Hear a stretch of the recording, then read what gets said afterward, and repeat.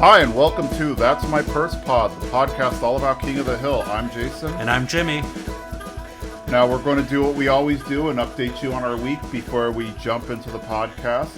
It's fun to, it's kind of fun to talk about, as I always say, kind of talk about nothing for 10-15 minutes and then jump into it. So Jimmy, what have you been up to? Okay, my week so far. Let's see. Gosh, this is tough. There's so many things that happen, actually. Okay, so, I feel like as much of the world is into... I've been sucked into, Labubu and, plush pendant kind of things, little bag accessories. I have a lot of them. I don't want to disclose my number in shame. But there is a little kind of kawaii store. It's called Miniso. I don't know if you heard of it or not. Yeah, we have some here. So they did a pop-up event here in Austin, and they kind of brought a whole bunch of Sanrio plush pendants and things like that. So I was like, oh, I'm gonna go early because they were giving away free giveaways for the first 50 people. So I went really early and I did that, and I bought a lot. Not a lot. I bought 6 plush pendants because here's my reasoning. No one judge me. They're mystery boxes. But if you buy a case, you get one of each one. You're guaranteed no doubles. So my thinking now is, if I buy a full case, I'm done. I've completed the set. I don't have to go back. I don't have to buy another one. I'm not afraid of getting 2 of the same one, because I don't need 2 of the same one. So that's kind of what I did on Saturday. And the other thing I'm really doing is, so I'm going to be going to my... not my first concert, but my first K-pop concert. I'm going to see the group 17. I've never been to a K-pop concert. I guess a little interesting. I don't know if it's interesting, but a little fact about myself is I grew up with K-pop from the 2000s. Those are my groups, SES and that's Shinhwa. I don't know, HOT if people know these groups. Big Bang, they're kind of popular now. But that's what I grew up on, and they never came to tour in the States, or they only came to LA, and I've lived in Texas almost my whole life, so I've never gotten to see them.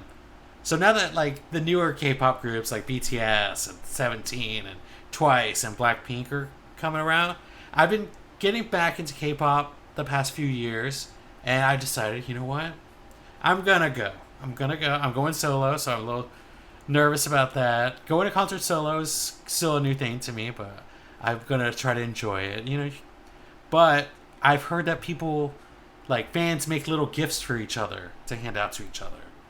So I've been trying to think of, what kind of little fan gift can I make for, to hand out to, other fans. So that's kind of been on my mind. It's the girl I'm seeing is 17, and it's going to be here in Austin where I live. So I'm excited. So I've been trying to brainstorm. I've got about a month to think of an idea and execute it. So we shall see. I think I'll keep you guys updated on how I go. But yeah, that's kind of been my week. Just getting ready for all that. But what about you? What have you been up to this past week? No K-pop concerts. I actually... So I grew up on I wouldn't say grew up because I was already an adult by that time. But 2010s K-pop, early 2010s. So let's say Girls' Generation and Kara and whatnot. I guess that's... those kind of bands, or I guess they were late 2000s, early 2010s, but almost all of them are disbanded by now. So I kind of once they all started to disband, I just kind of fell off of it and haven't really followed it. I have been to a K-pop concert of sorts in Korea though once, so that was kind of fun. But yeah, that has nothing to do with what I did this past week. So this past week was largely, a run-of-the-mill work week for me. Yesterday, which was Saturday, so I'm involved with the American Foundation for Suicide Prevention, and that was our Out of Darkness walk yesterday, which was always I don't want to say good time, because it sounds weird to say a good time when it's given the subject matter, but it was definitely an impactful time, let's call it that. It's always a very impactful time, so I was there all day, pretty much all day, to help set up, run the walk as a volunteer, and help tear down at the end. And then afterwards, so Jimmy and I went to D23 last year, and I like to dress. I don't dress up regularly. Like I was never the type to dress up for Halloween or anything like that. But I will dress up for a comic convention. And so D23 is kind of Disney's Comic Con. And last year, I decided to dress up as Powerline from a Goofy movie. I showed the picture to somebody and was like, yeah, this is what I dressed up at D23. And she was like, oh, who's that? I have no idea who that is. I'm like, it's Powerline, from the Goofy movie. I've never seen the Goofy movie. And I was like, what? You've never seen the Goofy movie? That's like, to me, it's the best Disney movie of the 90s. It's so underrated. I was like, we have to show you the Goofy movie. And so that's what I showed them yesterday as well. So that, I would say, I mean, obviously the walk was a very high point, but also being able to watch somebody enjoy the Goofy movie for the first time was pretty cool too. Oh yeah, the Goofy movie, oh, man, this is tough. You know what? I think it is my favorite Disney movie. It's like, because it's one you can I can rewatch. I love it. I sing along with it. Those songs are so catchy. They're so well placed and well designed. I think everything holds up. The story is still an amazing story. This isn't a Goofy movie podcast, by the way, but I love Goofy movie. I just saw it at D23, or not D23, at Comic Con. They had a little audience interactive Goofy movie thing, so that was a lot of fun. Yeah, Goofy movie's so good. That's such a great thing to see someone else experience Goofy movie for the first time. That's a gift. They gave you a gift. It is. So I always say this about, say, traveling, for example. I could go to a place 100 times and it becomes played out for me. Seoul, South Korea is one of those places. I've been there so often. And granted, you go maybe once every 2 years or something. There's going to be some changes. But then there's a lot that stays the same, too. And I think you could say that about any city. There's parts of it that are definitely going to change. But then there's parts that are going to stay the same if you go, once every 2-3 years or whatever. But when you go with somebody who's never been before, it's a completely different experience. Because you're seeing it it's almost like you're seeing it with new eyes. So I feel the same thing with the movie, or pretty much any media. If you've done it 100,000 times, you can, it like the back of your hand, you can quote it or whatever. When you get to watch it with somebody who's never watched it before, it is such a fun experience. Yeah, I just think it's great. Anytime, whenever I go to a concert, it's a band I've already seen, but I'm bringing someone new with me. Or I'm at, I go to Comic-Con every year. If I go to Comic-Con and there's someone who's never been before and they're with me and they're experiencing these kind of things, it's just like this. It's an amazing moment for you to get to experience fresh again. You get to kind of relive the excitement of seeing it for the very first time through them, in a way, which is cool. Because, I don't know, there's nothing like your first time, right? Exactly. I think it's just fun watching somebody enjoy something for the first time, because you can never get that first time back, that first awe moment. One example I can make is, say, Avengers Endgame. I've rewatched it 100 times, and while I still get some of those awe moments when, Cap picks up Mjolnir or the portal scene and stuff like that, it's just not the same as the very first time you saw it in theaters, because even though it's still pretty awesome, it's coming now. Whereas you had no idea what was going to happen when you saw it the first time, unless it was spoiled for you. So that first time, or being able to see it through somebody else's eyes and seeing their reaction, is very similar. It's a very similar experience. It's almost like you're getting to relive that first time again. Yeah, it's just, wow, man. Oh, seeing Avengers Endgame for the first time in theaters, it's that energy. I wish I could experience that energy again. I don't even know if there'll ever be a movie like that again for me. I don't know. I feel like Doomsday is not going to be that way. It just doesn't feel like we've amped our way up. That was every Marvel film. The ending of that story. It was just I don't know. People were screaming.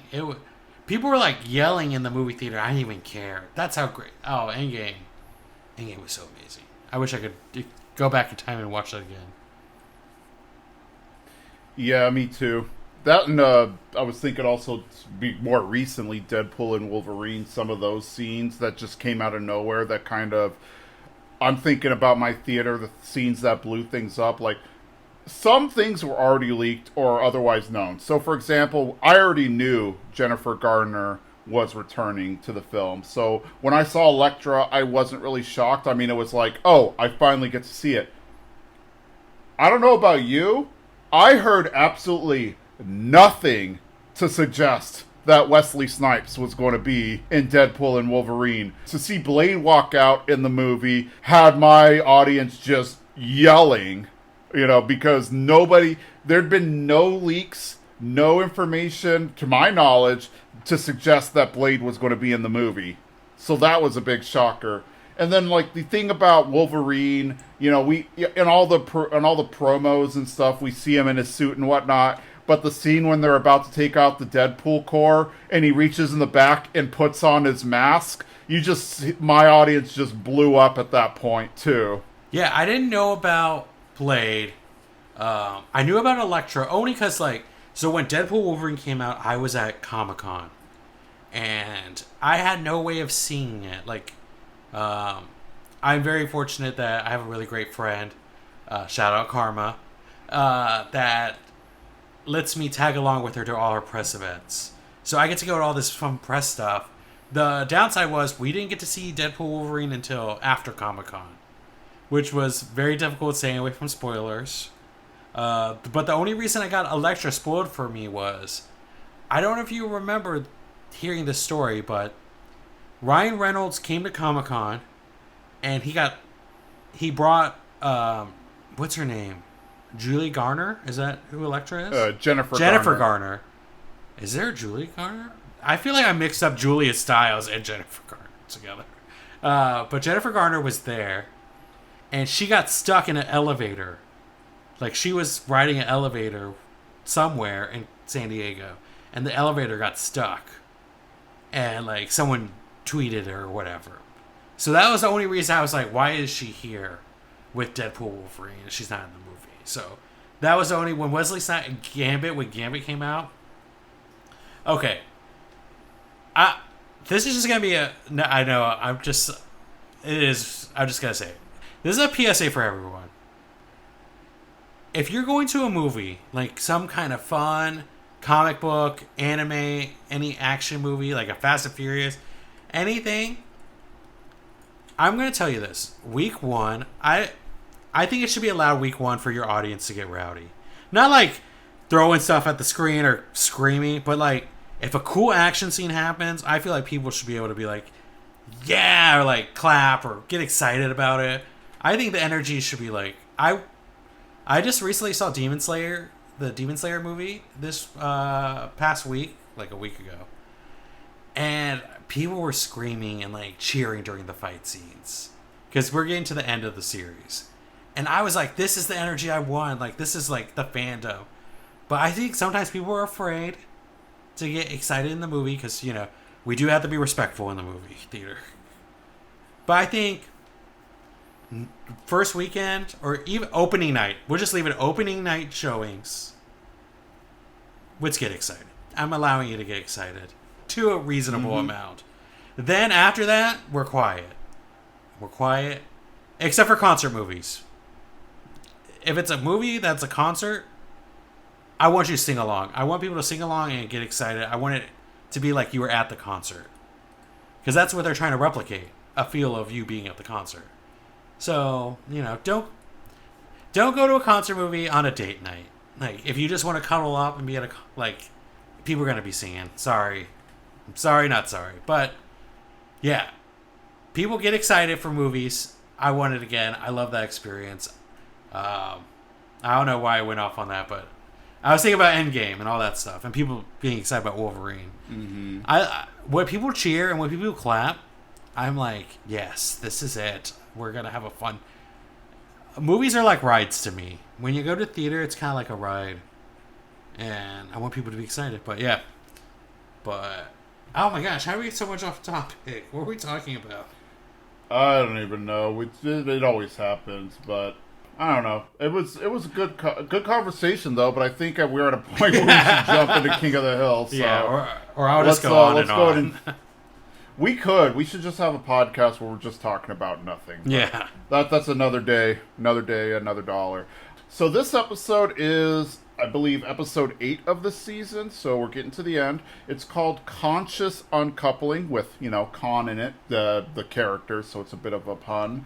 It is going to be the first episode where we hear the new voice actor for Kahn. I have thoughts. Jimmy has thoughts. We will talk about that later as we get to it. But let's jump right into it. So this episode starts at a bowling alley.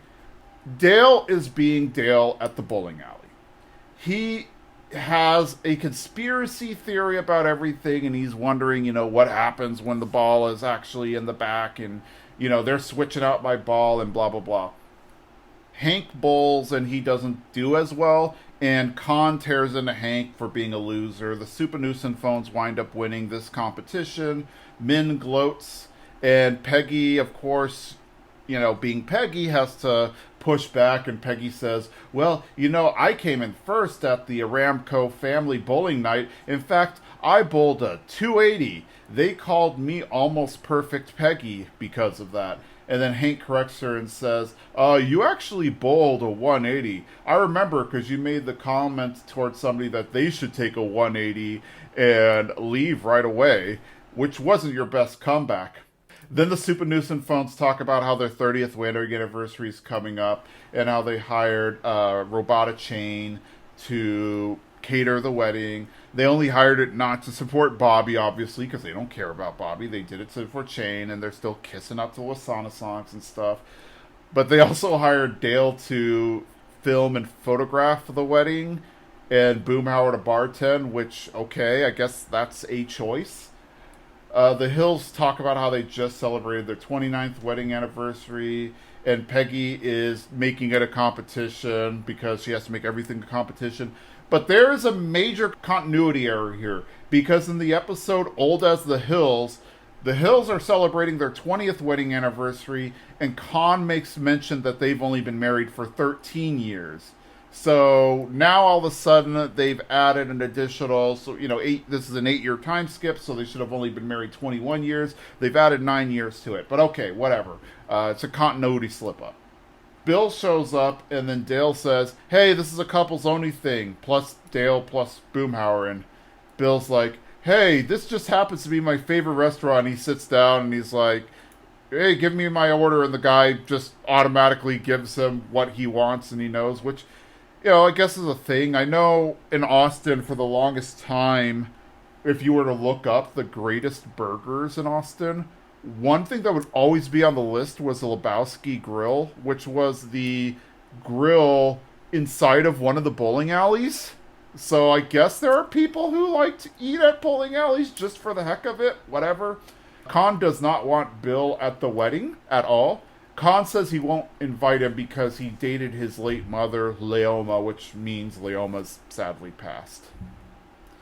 So, I think this is probably as good of a time as any to talk about the elephant in the room, Kahn's new voice. We talked about it before we started recording, and I'll say my piece real quick, and then you could say yours. I understand why they did it. There are a lot of Asian actors out there of all kinds, popular, even those who are unpopular, and voice actors who are looking for work.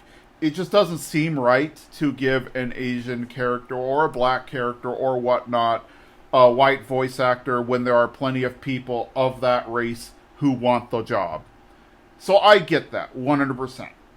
I don't have a problem with Rainey St per se, but I feel like he did not even make an attempt to sound like Kahn. Like, Toby Huss replaces Dale because Johnny Hardwick passed away. Toby Huss is actually making an effort to try to sound like Dale. You can kind of tell that it's not Johnny Hardwick, but for the most part, he is making an effort, and it's pretty close. Rainey St, in my opinion, is not trying to sound like Kahn. Okay, here's where I stand. And everyone, I don't know. Okay. I just gonna get it out there. I love Ronnie Chane. Like, I think he's so funny. I love everything he's in. I love it when he's on The Daily Show and when he hosts. I've seen all his stand-up specials. He is a great comedian. He's funny. Love the guy. I personally think, I hope he's not trying. I hope that's the case, that he phoned it in. Because if this sounds like the worst impression of Kahn ever. Like, it's too noticeable. Like, it's too... like, you definitely, like, you're like, oh, someone else is playing this voice. I would have rather him done his own voice. Or just change it to a voice that he could do. Or some kind of different animated voice. I would have preferred that, and we'd just been like, it's a new voice actor. Or like, it's a voice change. It is, you know? Because I think that's how we're feeling anyway. We're already like, the voice acting isn't so good that it's seamless. That we can't tell the difference. So why not just be like, this is just how he sounds now. Yeah, that's kind of just my opinion. The voice is bad. It's bad because it's like a bad impression of the voice. It's the only thing. It's not like the writing is still there. The jokes that Kahn does are still there. And it's still like the personality of Kahn. It's just the voice is bad. Like, if you're a fan, like, I don't even think if you're a fan you would know, like, I just think it's a bad voice act. Like, I think even if I never saw King of the Hill and I watched this, I'd be like, that kind of voice sounds a little forced into the episode. It doesn't feel natural. These are my all my own opinion. I haven't checked Reddit or I haven't been perusing anything. Since I am watching it episode to episode, I don't want to be spoiled. I knew this change was happening beforehand. I think we talked about it in our preview episode before we started the series. I just didn't know. I had hopes. I thought maybe I feel like the only reason you would accept the job is if you thought you could do the voice. So I felt like that was going to be the case. In my opinion, it is not the case. I think it's a bad impression. I hope he's phoning it in. I hope this isn't the best take he could have given them. If they do a second season and there's more Kahn, I kind of hope he makes the adjustments or whatnot. So it just, I don't know. It's unfortunate. It did take me out of the episode a little bit. And I love this episode. I know you're gonna be like, he loves every episode. I love this episode, but every time Kahn talked, it did take me out. Those are my opinions. Yeah. So for me, I mean, I don't really care in the grand scheme of things. Like you mentioned, he largely got Kahn's personality right. So that part is fine. It is a bit jarring with the voice, because you've heard a specific voice for 13 years, and now it's a completely different one. It doesn't bother me as much as it bothers other people. Like, I have seen it on Reddit, and a lot of people are really upset. It doesn't bother me as much as other people, but it's still kind of there. Like, I can't not notice it. I don't know. Like I said, it just feels different. Like, I don't know if it's just because I'm so used to the original that it's that, or it just sounds like it pops out more than normal. Like, all the diction is there, how he talks, like, the cadence of everything is, like, very flowing, and it sounds the same. It's just, like, I don't know. It's louder, or it's noticeable. I mean, I would have to hear from someone who's never seen King of the Hill in their life, and then they watched it from here, and, like, to be like, how does this voice sound to you? Does it sound okay? Because it could just all be, at the end of the day, it could just be us fans who grew up with it, going one way. And like I said, I really wish maybe he'd just done his own voice, like made his own spin on it, and then we could have just been like, because if he would have done that, we would have just been like, oh, new voice, and we just get used to this voice instead of kind of doing an impression of a voice. That's just my opinion. But I felt like everything was there. I love the writers still have the soul of Kahn there. And like Kahn and Minh, I love just like they're the best at backhanded compliments. Are they even backhanded compliments, or they're just like in your face disses? Yeah, I mean, I don't know. I mean, maybe, it's his first time too. Maybe give it more time and Rainey St will do better. But we'll see what the future holds. I do like how Minh and Kahn are still Minh and Kahn, and Peggy is still Peggy though, and they're kind of jabbing at each other. I also like how Bill just eats there. He just eats at the bowling alley, which I always felt like bowling alley restaurants were just there because you happen to be there bowling and you wanted food. Like it wasn't a place you would actually go to, but I forget where Lebowski Grill is. I think it's at Highland Lanes. I don't think it was at Dart Bowl. Highland Lanes, if I recall, is still open. I think. I could be wrong. Maybe it's not. I think maybe it's something else. But anyway, there were always these things that would say, like, you would look at, this is in the 2010s, you would look at these lists of the best burgers in Austin, and Lebowski Grill would always be up there. And it's like, okay. You think that was a serious thing? Or do you think, what was it? Remember when everyone was like, you got to eat this Chili's? This Chili's at like this intersection. They're like, it's the best Chili's ever. Well, so that was a Reddit thing.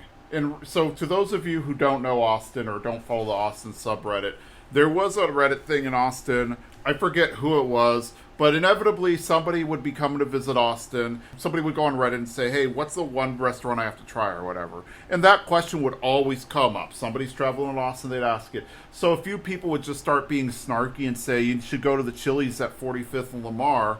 It has the best margaritas in town. Like, that just became the running joke. And it just took a life of its own. So now people just constantly say that, oh, go to the Chili's at 45th and Lamar. It has the best margaritas in town. But, like, these were, like, actual, like, Eater Austin and, like, actual blogs and stuff that would say Lebowski Grill was good.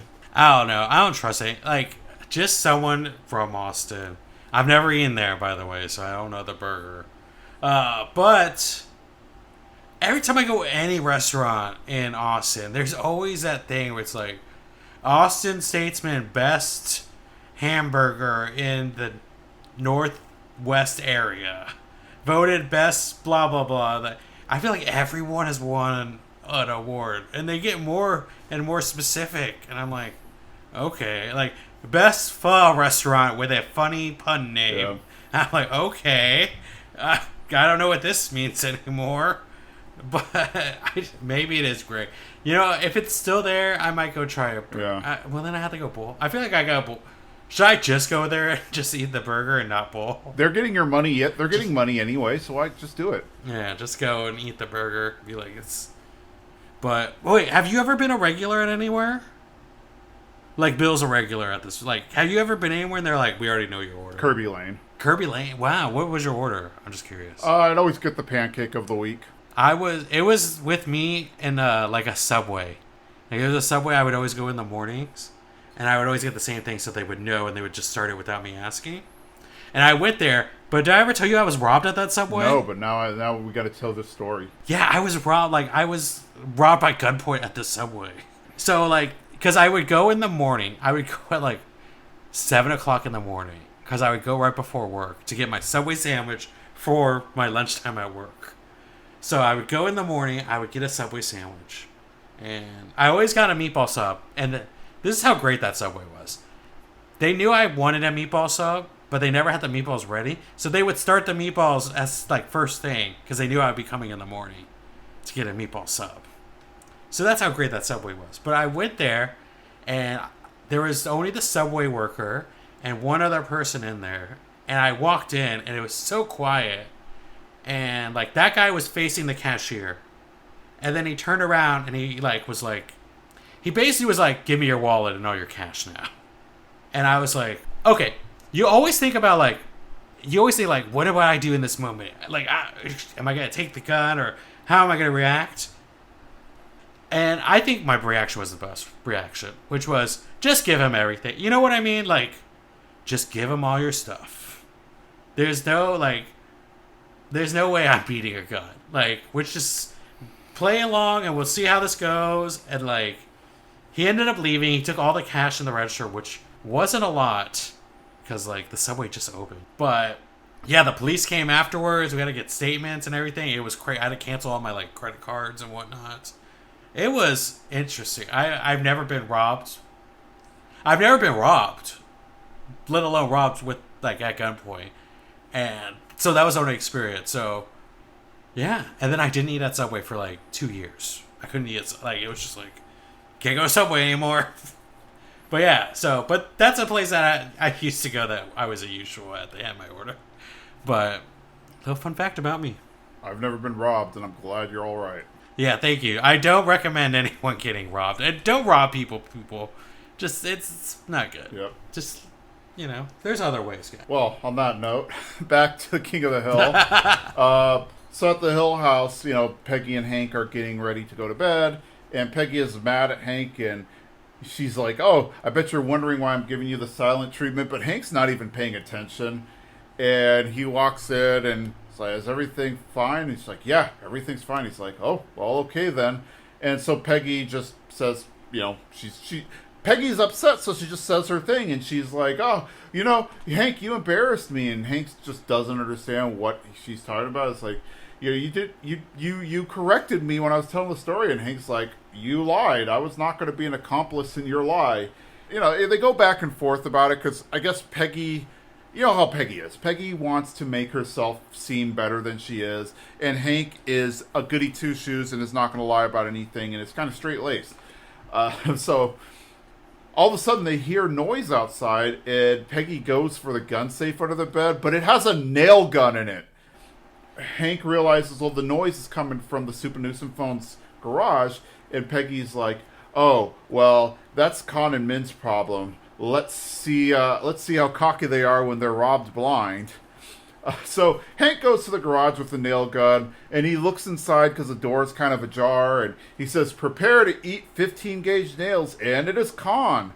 And Hank's like, "What are you doing at this hour?" And he's like, "Oh, I'm doing a DIY project." And Hank's like, this late at night, and he notices that there is a bed and mattress and whatnot on the floor, and he's like, "Are you living here?" And Kahn's like, "No, I'm just reupholstering the master bedroom bed frame." And so Hank's like, "Oh, did you use a stitch loft?" And Kahn's like, "Yes." And Hank's like, "Oh, that has the weakest tear strength. Nobody who knows how to upholster would do that." So, of course, that's a very Hank way of doing things, but Kahn owns up that he and Minh are divorced, and their act of love at the bowling alley earlier and this whole party that they're putting together was just a complete sham because they are worried about their image in the Asian country club community and how it will affect Connie's ability to marry Chane and what the Souphanousinphones will think. And Hank asks if Connie knows, and Kahn looks outside and peeks, and he closes the garage door and he says yes. And Hank's like, "That was over dramatic." And Kahn asks Hank to lie for him, and Hank's Hank. He's not comfortable lying, and Kahn's like, "Please, you got to do this for me." And then all of a sudden, we see these geckos like on his bed, and they start mating, and he's like, "I have to watch this every night." And at that point, Hank's like, Hank feels sorry for him, and Hank is like, "Okay, I'll keep this secret from you just to protect your family's reputation." And Kahn's like, "Okay, if you ever get divorced, I'll return the favor." Hank returns back to the house, and he's like, "Oh, Kahn was just doing work in the garage. He was reupholstering the master bedroom." And then Hank, cleans his glasses and goes to bed. So yeah, I mean, we learned that Kahn and Minh are divorced, and Kahn is apparently living in the garage, which might sound weird, and I don't know if this is a cultural thing or anything, and I don't want to be speaking like out of turn or improperly, but I've actually known a few Asian families here in the Bay Area in particular who were divorced, but they still live together. I don't know if it's a culture thing or if this is just something that they're doing for the purpose of the show to help the narrative, but it is kind of interesting that he is just living in the garage. Yeah, I don't know about that fact. About that. I mean, it makes sense for him to live in the garage because they're trying to keep up appearances. Yeah. But man, how, that must be the worst, though, right? You like get a divorce and then you can't live apart from each. Like you're choosing to live under the same roof, even if you're living in like two different. And is he living there or is he just sleeping there? Like I don't know. He's still living in the house. It's just that he's Sleeps in the garage. But it's like, can he sleep in the guess Connie's room? Yeah, Connie's or something like that. My guess is like just not have him in the house. I don't know. Like we're reading too much into it, obviously, but it is kind of an interesting dynamic there. I do love the part where he doesn't say if you get a divorce. He says when you get it. He's like I'll do the same when you get divorced. He's like, which I was like, that's a Kahn thing to say. Like, even at his low, and he needs this favor from Hank, he's still like, I'm gonna still get a dig in at you. Yep. Also, like, this is Kahn. He's not a master, like, reupholsterer. So maybe he is using the wrong, like, Kahn is also cheap, right? Kahn's like not the best, so it makes sense that he might be using the wrong fabric to reupholster. So I was like, I don't know, Hank. Maybe we need more of a gotcha moment, but it worked. He like confessed everything. So yeah, I guess it's going to help feed the conflict of the show, but Kahn always has to get a dig at Hank and say when you get a divorce. Peggy and Hank are never getting divorced. Like, obviously, never say never, but I don't see that ever coming up in the show, just based on their relationship dynamic. Oh, yeah. I mean, like, Hank and Peggy are just a great fit with each other. Like, they're just, like, they're different in many ways, but they're similar in a lot of ways. And it's just a great dynamic. Like, I think Hank enjoys Peggy's eccentricness and her willing to try. But then she's like... And then Peggy understands who Hank is. And they have the same values. Yeah. So, it just makes... I think the only time they've gotten into fights have just been over, like, nothing things. And, like, little moments that they got into fights.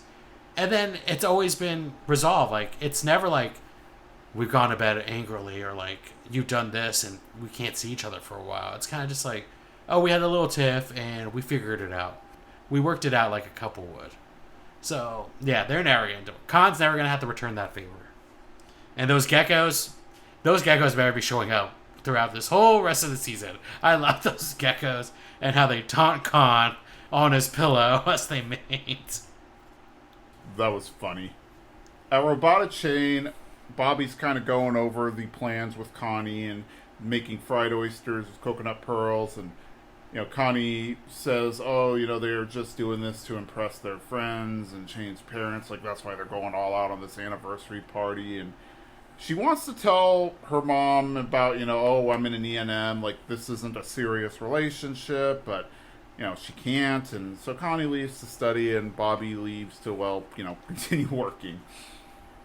At the Hill House, Peggy is watching reality TV, and Hank comes in. It's like, oh, you're watching reality TV. I guess I'll go out and rotate the tires on the lawnmower. And Peggy caught on that Hank was lying because he has a tail. He always cleans his glasses when he's lying. It's like, it was cute when you did that, when you told Brian Robertson that you voted for Obama.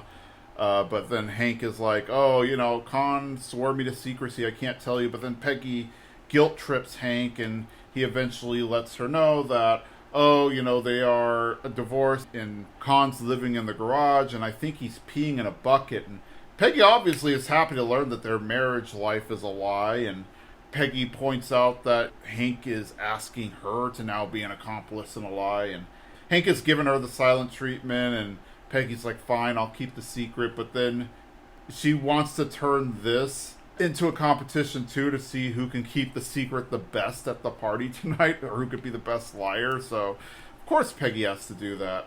I do like that Peggy is being totally Peggy in this moment. I love what was it, Hank comes back in and he asks like, oh, are you watching one of those reality shows? And she's like, yes. I can't remember the name of the show she says, but it's basically like, she's like, yeah, the show's called My Husband Went to Check a Weird Noise Out Last Night, came back and didn't tell me the truth about the noise. Or it was something along the line. It was a really long sentence about what happened the night before. that Hank lied about what happened. And then Hank was like, I don't think that's the real name of the show. Or he's like, that can't be the real name of that show. I think you're lying about that. Hank is a little Hank. That's just him. And then Hank... Oh, man. I can't... Well, I mean, I can believe Hank didn't vote for Obama. I do like how Brian is the only character that they call by their full name. I picked up on this in the season. Whenever they talk about Brian, they always call him Brian Robertson. And there is no other Brian in the show. Huh, interesting. That I'm glad that, like, that character is being sprinkled through. I was kind of like, oh, I don't know about adding a new character, but he's like kind of this cool supporting character that I love that we get to sprinkle him throughout the season. And I think he's been used very well, including in this episode, which we will talk about in a minute. But yeah, I love... Was this a thing, though? Like, I don't remember Hank cleaning his glasses being like a tell. I don't either. I feel like it's just for this episode. Yeah, but I wonder if we go back to rewatch it and, like, you'll notice something, like, that'd be funny. Yeah, Peggy's always gonna be Peggy, so I'm really glad. I love when he first tells her, she's very, like, she really wants to throw this back in their faces. Like, Kahn and Minh have been so mean to them. Like, not just the bowling incident, but just, like, in general. And they're like, this is the one thing. We have ammunition against them, but they can't use it because he's been sworn, like, he made a promise. So, I love it. And then she turns it to, like, a bet. Yep. So, the rest of this episode is going to take place at Nine Rivers. Peggy and Hank walk in, and they're like, wow, lies are so expensive these days, because obviously they went all out. Hosting anything at a country club is super expensive. I mean, even in the earlier episodes, we learned that it's, $1,000, or not $1,000, it's like $10,000 a year to be there or whatever. Like, so that's going to be a very expensive place. So, Hank reminds Peggy that they need to maintain the lie, not just for the competition, but this is for Bobby and Connie too. If they blab, then this could have a snowball effect. So it's like, okay, well, we should congratulate the allegedly happy couple. And Hank goes up and says, oh, you guys look radiant. I hope that you get married for 31 years. And he's cleaning his glasses. And Peggy's like, why 31 years? I hope you're married for 40 years. And, she's trying to lie bigger, and even Mint's kind of uncomfortable with it. And, Chane and Connie are there, and Chane is acting like Connie's his girlfriend, but Connie is not really into that. And Ted and Cindy are there, and he's, oh, I'm glad you came, Ted and Cindy. And they're like, we are glad and obligated to be here. They're like, oh, 30 years of marriage, you're setting a great example for our kids. Brian Robertson and his band are playing. They're called the Gentle Funk Orchestra. They like, oh, we're usually an R&B band, but we decided to throw in some, Laotian vibes into it. So they're playing All My Life by Casey and JoJo, but they also have, like, Laotian instruments in there, and they start speaking some of the lyrics in Lao. So, credits are where credit's due, I guess. Dale is a terrible photographer because he's using, like, one of those mini drones to do some filming, and then he's also, like, really getting in people's faces, taking the pictures. And Bobby is prepping in the kitchen, and Connie goes into the kitchen to, just to get away from everything, because she's upset at Chane for acting like they're in, like, a serious relationship, even though they are just kind of casually dating. They're in an E&M. It's like, oh, well, I can help you make this go from slightly bearable to moderately tolerable. Bobby is really there for Connie, and I really like that. I like how Bill shows up. They ask for his name, and he's like, oh, my name's Sunny Sue. Then another guard shows up, and it's like, we have a picture of you. We know not to let you in, Bill. And it's funny because the picture said this man assaulted my mom or something to that effect. So, yeah, so Bill, this is going to be kind of a little, I guess, C-plot of Bill trying to get into the party. Bobby is upset because it looks like all the credit for the food is going to Chane, even though Chane has had nothing to do with the menu, nothing to do with the cooking. It's pretty much all Bobby, and this is completely normal. This is completely acceptable. Nobody knows that Bobby's a real chef, and of course, Chane is also just playing it up and taking credit for everything. And even Connie tries to correct. It's like, hey, shouldn't you be thanking somebody else? And then Chane's like, the troops? And so, yeah. So, yeah, things are happening. We're seeing that Kahn is still Kahn, kissing Ted and Cindy's ass, trying to get in good with them, and really, really, really playing up the, oh, I hope Connie and Chane wind up together. Not even to make Connie happy, which is, to me, the worst part. It's just a social climb, like to become the in-laws to the Souphanousinphones. Oh, yeah. Okay, first off, I love Bill. And I love they had that picture. And then Bill's like, we were in love. Yes. And it's so... man, if I wanted any Bill relationship to work out, it was that one with Kahn's mother. Agreed. Like, they were so perfect together. It changed him to a better Bill. Like, them two to be together. I understand why we had to erase it from history. Because we need sad Bill. But what a great thing. And I'm sorry for her passing. But now we have, was it Sunny Sue? What's Bill's? Sunny Sue. And I love that. I agree. If ever I do a Bill cosplay, when people are like, "Oh, you're Bill," I'm like, "Oh no, I'm Sunny Sue." That would be pretty funny. I agree with you on the note that I think Leoma and maybe Reverend Stroop would be the other one are like the only healthy relationships we see Bill in the entire series. And I wish that would have worked out. And again, I get it because Bill being a sad man is like a huge part of the plot, so they just won't let him ever be happy for longer than an episode. But I really wish that would have worked out. I will say, out of both those relationships, only Leoma really changed Bill. Like, he changed into, like, a better like, I know with they were together and it was kind of, like, it felt like a fresh love for me, and then Leoma felt like this could be a long-lasting. Yeah. Like, it made her extremely happy, and it made him extremely... Like, there was nothing... I don't know, it was great. I would love Happy Bill, but... then we would never get Sunny Sue. And that's something I wanted to. I didn't know I wanted that. And now I did. And Dale owning a drone and not being able to know how to fly the drone, and it's like inches away from people's faces, is the best. And then we get to see Boomhauer a little bit, right? We've seen Boomhauer. Yeah, he's a bartender. Right? And he's so good. Like, he's... because you were like... the way they set it up is like... Dale's going to be bad at his part of job, and Boomhauer's probably going to be bad at his...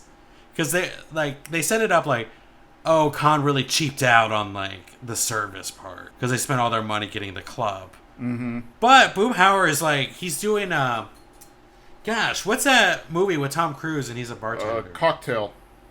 Yeah, he's flipping the bottles. Dude, Boomhauer's really good as a bartender, so... The weird thing to me is, wouldn't the country club have its own bartenders? That makes sense. I feel like if you rent out the, like, hall... I don't know what it's called in country... like, the... Is it a hall still? Let's call it a hall. Yeah, if you rent out the hall or the event area, I feel like... shouldn't staffing be included? I know when you do a wedding and you, like, rent the venue, they do have their own staff. I don't know. I mean, I guess it's a nice visual gag to see Boomhauer being a good bartender, but yeah. Or maybe that's how they saved money. Like, Kahn was like, I can pay for this part, but I can't pay for the staffing. I know, we're going deeper into it, but yeah, seeing Boomhauer do that. Like, we need Boomhauer and Dale. That's just it. LOL. And... yeah, it's fun. It's fun seeing, like, the older characters come back. Yep. So Bobby's in the kitchen, and he's upset that Connie just doesn't seem happy about any of the situation, and Chane is, being Chane. And Joseph is trying to kind of encourage Bobby. It's like, you should go talk to her, deal something like Joseph's like, I'd be upset if this rich D-bag was with my girl, touching the small of her back. And Bobby's like, I get it. And, Joseph keeps trying to eat the food, because Joseph is acting as a waiter for this event. And Bobby's like, don't eat all the food. And Joseph's like, don't eat all the food. Don't grind up against the hot widows. Why am I even here? Ted and Cindy are there, and they're talking to Kahn and Minh, and they talk about, this is like their first real relationship and stuff. And I think it was either Minh or Kahn, I don't remember, and I don't have it in my notes. One of them mentions that, this is the real upgrade for Connie because she's always dated losers and stuff like that. And Peggy overhears is like, excuse me, but don't forget that Bobby and Connie dated once, and this, of course, takes the Wasana songs back. Kahn and Minh just start attacking Bobby. It's just like, oh, that wasn't a real relationship. That was just puppy love. And, no, you would never actually be with somebody as low as Bobby. Just, really tearing into Bobby, even though, Bobby's a good kid. Peggy just gets really upset, understandably so, and she's about to spill, but Hank gets them on the dance floor, and Hank tries to remind Peggy, yeah, I get it. They're attacking our kid, but we don't want to mess this up for Bobby. Bobby's catering this. Bobby has a strong relationship or friendship with Connie. We don't want to ruin this for them by blabbing about the divorce. At the bar, Connie sits down, and I don't know if you caught it, but what she orders is a Minh julep, not a mint julep. So apparently they named their own drinks after themselves. Minh shows up, and Connie essentially tells her to leave her alone, and Minh keeps trying to push Chane and Connie together, and Connie tries to remind them that they're only casually dating, and Connie's not even interested in marriage because she's only 21, and Minh's like, I got married at 21, and it's like, well, don't remind me, I don't want to make the same mistakes you do. And well, if we also do the math, that means Minh's 51 in this, so that kind of tracks because it looks like everybody's kind of in their 50s, or at least the adults are. At this point, Dale has kind of a hidden camera or whatever, and he's taking pictures, and all of a sudden they're going to run a slideshow, so Dale's like, oh no, I gotta do that, so he drops the camera, and it's still recording. They're on the dance floor. Everybody's on the dance floor, but in particular, Peggy and Hank are on the dance floor. And I like how they're doing the cha-cha slide, and Hank's like, I like a dance with clear rules and instructions. Bobby shows up on the dance floor to dance with his parents, and he's trying to get advice from his parents because he wants to help Connie because Chane is being, not good to Connie, and Connie is feeling it. But of course, he doesn't want to overstep his bounds for a variety of reasons. Most importantly, that Chane and his dad are technically Bobby's boss. Hank tries to convince Bobby to just kind of leave it, and Connie's going through a lot, and Bobby's like, well, what do you mean? He's like, oh, whatever, just Laotian things, and he's cleaning his glasses, and it's funny because even Bobby knows this tell, and so Hank tells Bobby that the parents are divorced. We do see, Bill trying to sneak in again, and he's trying to get into a door. The guard shows up. He's like, oh, this isn't the door to leave the property. So, yeah, a lot's going on. This is one of the few times, I shouldn't say few times, there's a lot of times, but this is one of those times I think Peggy was in the right. Because they were just being mean to Bobby for no reason. Yeah, especially when, Minh is Bobby was just the starter, and, she upgraded. I don't know. There was no need to put Bobby down. And honestly, Bobby is kind of the most successful out of the group right now. Yep. Just saying. I mean, he's not getting any credit. But we know that restaurant would fail without him. Yeah. Chane's just a Nepo baby. He's your standard rich kid who's spending daddy's money. Bobby's a hard worker. He's putting everything into the restaurant. Even though he's not a college kid and he's not rich, he's definitely got a better head on his shoulders than Chane does, by far. But because Bobby is not a rich kid or not from a rich family, the Souphanousinphones don't care. Yeah, it just... I don't know. I don't know. I feel like if Hank didn't step in, Peggy would have gone off, which I think I would have. Mm-hmm. If someone was talking that much. It's one thing to attack them. It's another thing to attack their kid. Yeah. And especially when it's you're faking this. All this is a sham. This whole event is a sham and a lie to everyone. So I don't know, why you're lashing out. I don't know if it's at this point or was it earlier or maybe later. So if it's later, sorry. Where Hank's I don't even care about the bet anymore. It could just be a tie. Yeah. And he's like, soccer taught me that. And I love the callback to soccer. He's like, soccer taught me that it was okay to end in a tie. Yep. I love that Bobby comes to talk to them during is it the cha-cha slide? Yep. And then he when he walks in to talk to him, he walks in dancing too. So it's great. And then when they tell Bobby that Connie's parents have been divorced, I like that it affects him. Mm-hmm. Like, he's not just like, it's not in a happy way either. You see he's like a shocked face on his thing. Yep. And we'll figure out why in a minute. But I like that it wasn't like, oh, yes, I'm glad that they got divorced. Kind of happy. Like, not saying anything wrong with Peggy, but like when Peggy found out, she was like, oh, this is so good to like get back at them for this. And then Bobby had kind of different reaction than that. Yep. So, Bobby joins Connie at the bar after learning this stuff and asks if she's okay, and Connie's just kind of deflecting, saying, everybody's having a good time, that's fine. But Bobby's like, no, are you okay? And she's like, no. And Dale is trying to work on the slideshow, but he screws up and he streams his camera, which is pointed at the bar. Bobby says, hey, I know your parents are divorced, and I'm just wanting to see if you're all right. And everybody overhears it.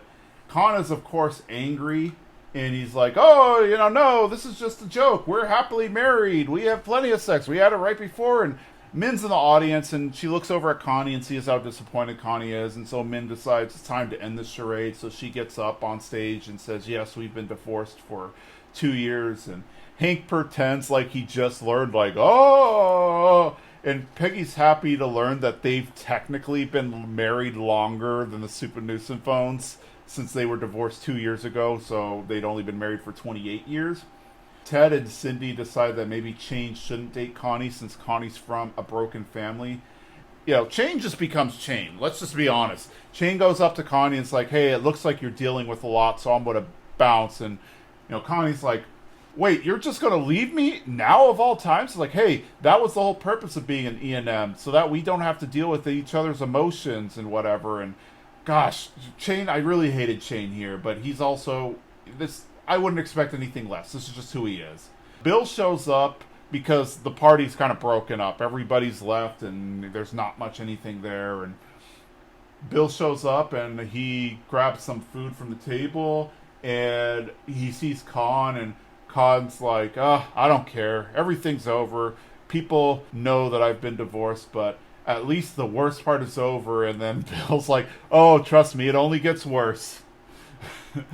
Peggy shows up in the bathroom where Connie's trying to wash her face, and Connie apologizes for how her family treated them. Connie mentions, I've known this for a while, but it just feels real now. And Peggy tries to comfort and says, I've always competed with your parents, but one thing I have to say is that we both raised good kids. We've tied in that. Connie's like, oh, well, growing up, I always felt better talking to you. And so Connie then goes off to the golf course to chill. Bobby comes out to bring her some food and apologizes for everything that happened. Connie mentions that she broke up with Chane, and Bobby's clearly happy. Peggy and Hank are left dancing. They're like literally the only two on the dance floor. And the band's still playing, of course. Peggy says that she placed second in the Aramco dance competition, but then she corrects herself and says, oh, you know what? It was actually third runner-up. And Hank decided to lie, and Protector's like, no, you got first, and that was the best acoustic cover of Despacito I ever heard. And it's like, Hank, you lied for me. And it's like, yeah, I feel dirty, but in a good way, like how I feel after cleaning the garbage disposal. Okay, I almost choked on my water. Like, I was drinking my water while I was watching this episode, and when Hank said that was the best acoustic version of Despacito, I was like laughing and drinking at this. That was so funny. Oh man, I cried laughing at that. That was the greatest thing. This was fun. This like little end and a half. Like, there are so many fun visual things. Like Bill putting the food in his pocket. It's not just like he's grabbing mashed potatoes and he's putting like loose mashed potatoes in his pocket, and he's like shoving it in there. And I do love it. It's like, oh no, it gets worse from here. Yeah, he's also like throwing in like loose shrimp and stuff like that. Yeah. I feel like if anything, it's like, I do think like when Kahn says like, at least we're sober, he should just turn and look at Bill and see like Not that there's nothing wrong about getting divorced. It's just like when he looked at Bill, he should be like, "That is your future." Yeah. Like, you were such a bad person that this is like... And I don't even think Bill was a bad person. Like, Bill wasn't a bad person to begin with. He just, like, married the wrong person. Yeah. Like, Lenore and him were not a fit. Oh, yeah, no. Well, Lenore was, by all accounts, like a terrible person. But yeah, no, Bill... Yeah. No. Yeah. And I also feel bad for Connie and all this. One, her parents are divorced. Now, granted, she's known for a while, but she's had to keep up this charade, and now it's all public. But then just the way Chane treated her. Oh, yeah.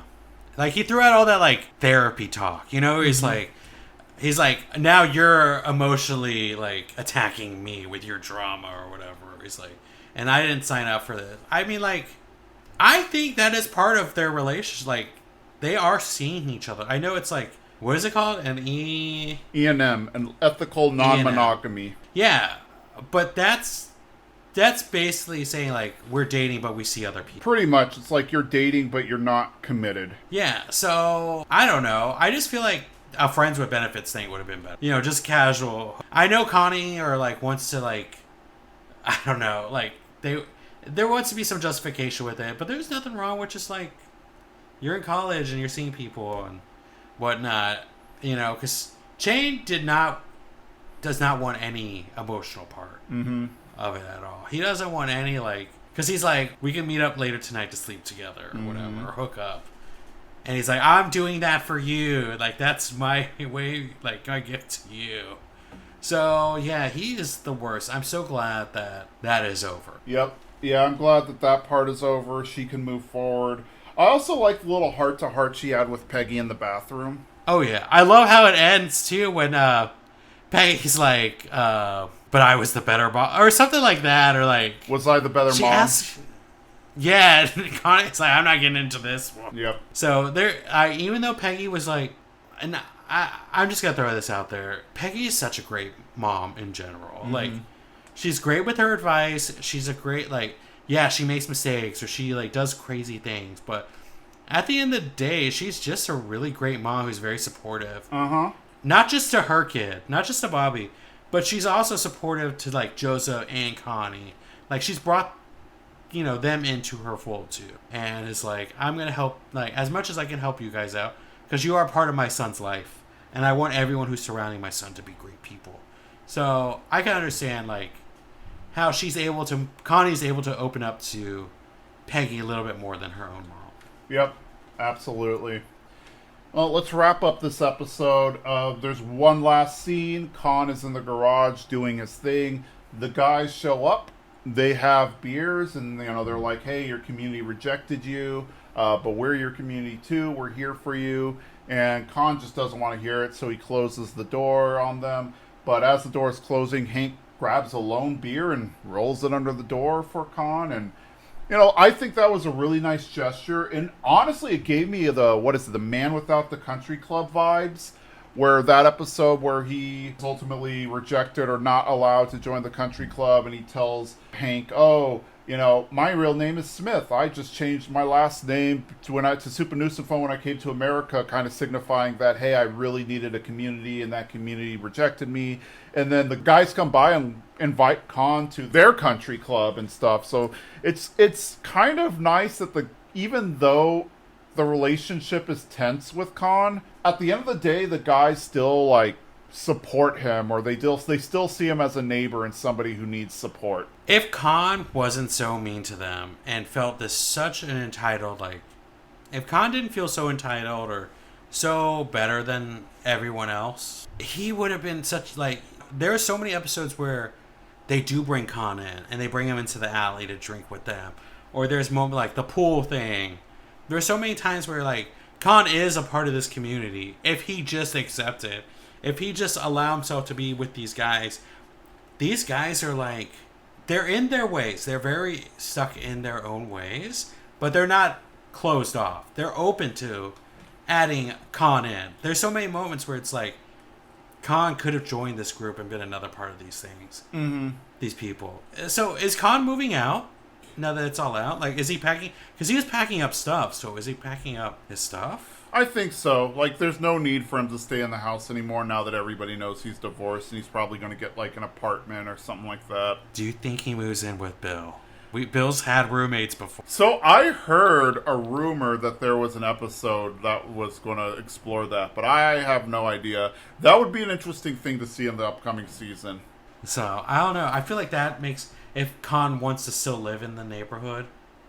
Because Bill does... We know that Bill has extra room. And he has rented out those rooms before. To unsuccessfulness. To failure.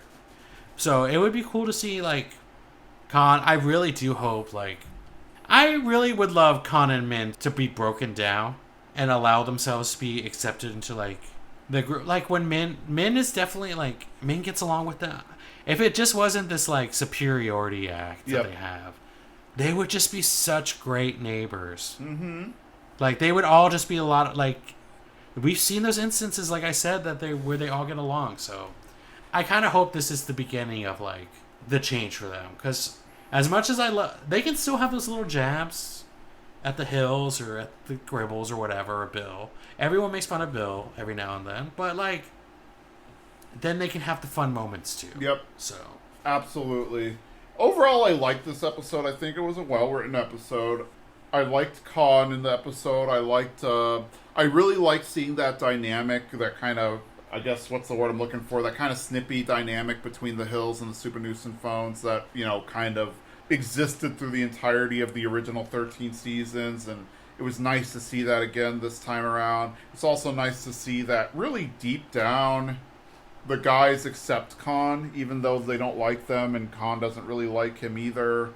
Overall, I like the episode. I like that Connie... I also like seeing how good of a friend Bobby is. That's one thing I haven't commented on yet, is that Bobby was legitimately, genuinely there for Connie in all of this. Yeah. Okay, yeah. Yeah, before I go into how much I love them, like I always say I love them. Yeah, I love that Bobby's first reaction is to just make sure Connie is okay. Like, are you okay? How are you feeling? What is, like...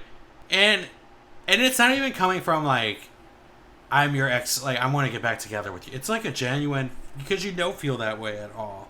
When he's, like... When he goes to the bar and asks her if she's fine. Yep. You feel like that's a friend asking a friend who's having a hard time. Yep.